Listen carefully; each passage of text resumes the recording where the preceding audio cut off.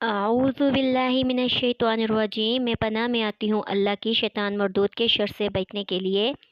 बिस्मिल्लाहिर्रहमानिर्रहीम। शुरू अल्लाह के नाम की बरकत के साथ जो बड़ा मेहरबान नहायत रहम फरमाने वाला है। आज हम सूरह अनफाल के रुकू नंबर 6 आयत नंबर 45 से लेकर 48 तक के बारे में जानेंगे। सबसे पहले हम ये देखेंगे कि सूरह अनफाल के रुकू नंबर 6 में अल्लाह ताला कुफ़ार के साथ मुकाबले की सूरत में मुसलमानों को कौन से काम करने और किन कामों से बचने का हुक्म दिया गया है। हर काम करने का एक तरीक़ा और उसूल होता है। अगर असूल के मुताबिक काम किया जाए तो इंसान कामयाबी से हमकिनार होता है, और अगर बेअसूली से काम किया जाए तो नाकाम होता है। इसी तरह जंग में भी एक बहुत बड़ा काम है कि जिसके लिए अल्लाह ताला ने मुसलमानों को कुछ कामों को करने का हुक्म दिया और कुछ बातों से मना किया गया है। जिन कामों को करने का हुक्म दिया है उनमें नंबर 1 साबित कदमी, नंबर 2 अल्लाह ताला को कसरत से याद करना, नंबर 3 अल्लाह और उसके रसूल की इताअत करना, नंबर 4 मुसीबत के वक्त सब्र करना। और जिन कामों से मना किया गया है, नंबर 1 आपस में इख्तलाफ ना करो, नंबर 2 अतराते हुए मैदान जंग की तरफ ना जाओ, नंबर 3 दिखावा ना करो। जिन कामों के करने का हुक्म दिया गया है उनमें सबसे पहले साबित कदमी। साबित कदमी का मतलब है कि डटे रहना और दुश्मन की ज़्यादा तादाद और ज़्यादा असले को देख के खौफज़दा ना होना, बल्कि दुश्मन के सख्त हमले को रोकना और ताकतवर दुश्मन का मुकाबला करना। ये उसी सूरत में हो सकता है कि जब मुजाहिद के ज़हन में किसी किस्म का लालच ना आए, हत्ता के भागकर अपनी जान बचाने की ख्वाहिश पैदा ना हो। हक़ के अलमबरदारों को बातिल के परस्तारों के सामने बुज़दिली का मुज़ाहिरा करने और मैदान जंग से भागने की तो बिल्कुल भी इजाज़त नहीं, क्योंकि मोमिन के लिए तो जहाद के 2 ही मक़ासद होते हैं, या तो फ़तह याब होकर गाज़ी कहलाता है या फिर मर्तबे शहादत पर फाइज़ हो जाता है। नंबर 2 अल्लाह ताला को कसरत से याद करो।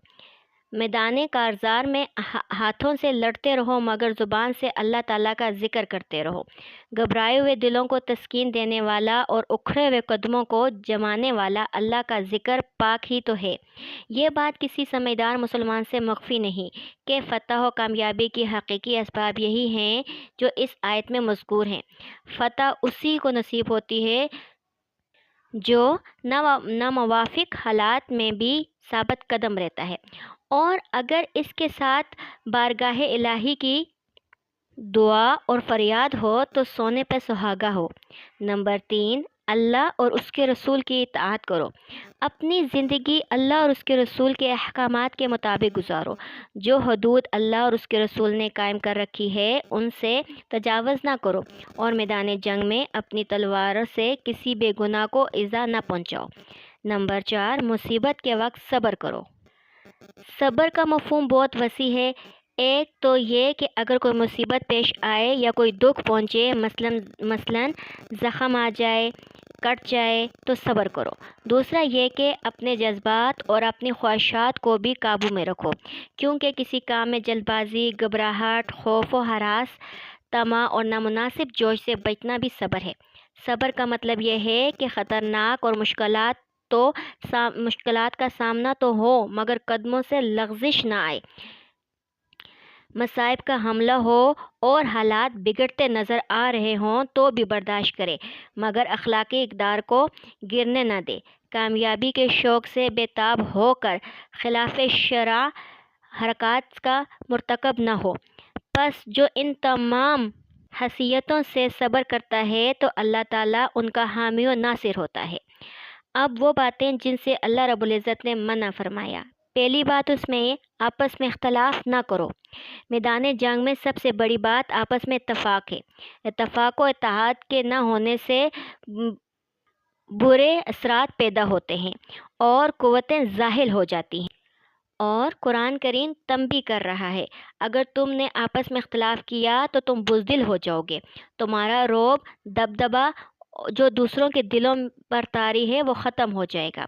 नंबर 2 اتراتے ہوئے میدان جنگ کی طرف نہ جاؤ، یعنی اکڑتے ہوئے غرور و تکبر کے ساتھ میدان جنگ کی طرف مت جاؤ جیسا کہ کفار کرتے تھے۔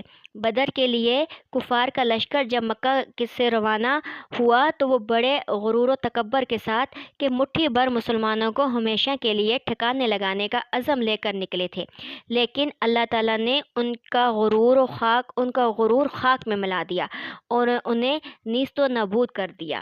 نمبر 3، دکھاوا نہ کرو۔ چونکہ تمام اعمال کا دار و مدار نیت پر ہے، اسی لیے جہاد کے لیے اخلاص نیت کی تعلیم بھی فرمائی جا رہی ہے اور مسلمانوں کو دکھاوے اور ریاکاری سے منع کیا جا رہا ہے، کیونکہ دکھاوے کا کوئی بھی عمل قابل قبول نہیں ہوتا۔